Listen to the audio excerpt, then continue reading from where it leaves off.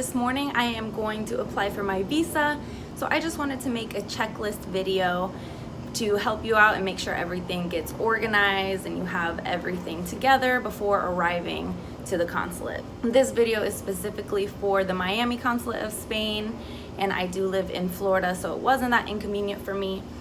However, the Miami Consulate serves Florida, Georgia, and South Carolina, meaning that if you live in one of those states, you must make a trip to Miami to apply. Just note, an appointment is not required. Walk-ins only, Monday through Friday, 8:30 a.m. to 11:30 a.m. So it's about 8:30 now, and we're going to head there soon. Now, to go through the checklist, just keep in mind that it may change in future years, so to always triple check the consulate website. That is where I got all of my information from, and that is going to have the best and most accurate information for you. So always go there to double check, but as for the 2019-2020 year for the program, this will be the most accurate information. Now to the applications. All right, so number one, we need 2 completed and signed national visa application forms. So I'll briefly go through the visa application form that I have here. The first little chunk of it is just going to be basic information such as your name, date, and place of birth, etc. Number 12, the type of travel document. You want to check mark ordinary passport and fill in all your passport information. Number 18, residence in country other than country of current nationality. Of course, there, if applicable, you'll fill in that information. The next page for number 20, principal purpose of journey, checkmark studies, and date of intended entry into Spain. That's up to you. If you already have your flight, put that date. If not, maybe put it a little bit earlier just in case, so it gives you some leeway on when you can enter. And then the postal address of applicant, just go ahead and write your school's address provided in your carta. Number 22, the number of entries requested. Also just check more than 2 so you have no problems coming in and out. And then lastly, on the next page, number 28, list your school name, the school address, phone number, email, and then intended starting date, October 1st, 2019, and ending date, 31st of May, 2020. And again, just make sure that is signed and dated, and you'll see where it says place and date, just the place where you're signing it is going to be the city that you list. All right, and just keep in mind that both of your applications do have to have a passport photo, a recent passport photo. So I went to CVS and got mine for $15. It was really easy, in and out, and just attached them to each of the applications.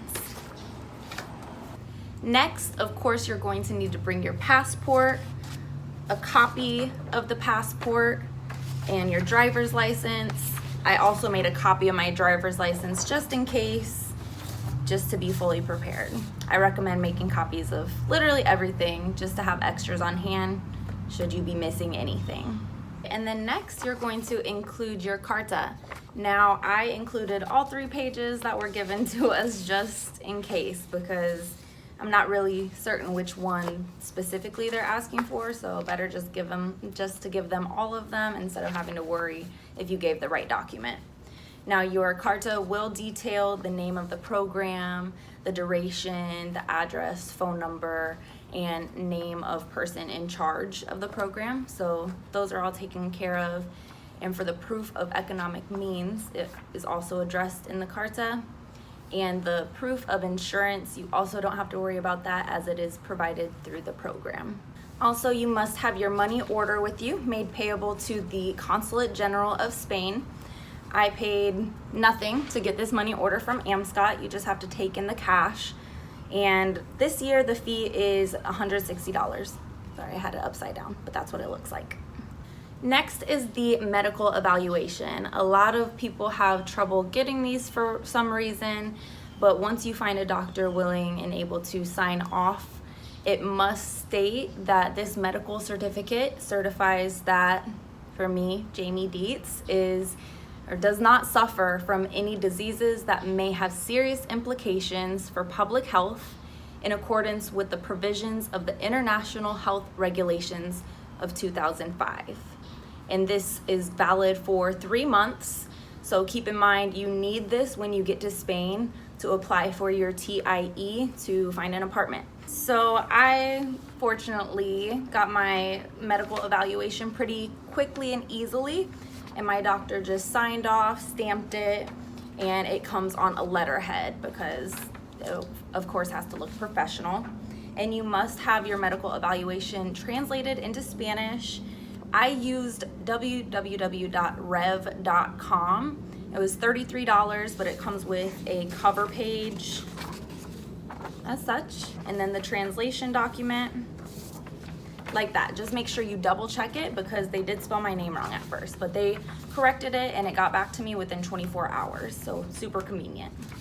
Next is your background check. So for Florida, they don't require fingerprints, which is great. You just mail in the form. It's $24 also by money order to get your Florida background check, and you can also have that translated into Spanish free of charge, so that makes it easier for us as well. Now for the background check, it does have to be apostilled, the English version, meaning that once you receive your background check, I received it in about 2 weeks after sending the form, then you have to go and forward it again to Tallahassee if you're in Florida to get the apostille. And this is what the apostille looks like. It's just certifying the document, and this is very important. Some people that have forgotten this step will be denied the visa, so just make sure that you get that done. It comes with 2 pages, and again, make copies of everything and bring them along with you. The apostille, I paid for priority mail there and back to get it quicker, and it took about a week and a half, just to give a timeline of that. And lastly, don't forget to bring your prepaid priority envelope. It's only $7, comes with the tracking number. Just make sure you have the label filled out, as I need to do. But put to your address that you want it to be sent to.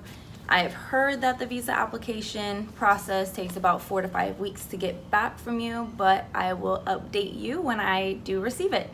Thanks for watching and good luck. Alright guys, so I just finished applying for my visa. It was a pretty easy process. I went inside. It's on the 2nd floor. You just go through a little security, and there was no one really when I got there, so I got my number 9 and they were on number 8. It took about 15 minutes to get them to call my number, handed in all my documents one by one, and they checked everything. They gave me back the original apostille and background checks and the original of my medical evaluation, as well as the Spanish translation. Then you sit back down. I did have to wait about a half hour after I sat back down just to get my receipt, but it came back on my visa application. They stamped it and told me I will receive my visa in the mail in about 4 weeks. So now we wait. It's really not that bad, but good luck to those of you who may have to wait a little bit longer than I did.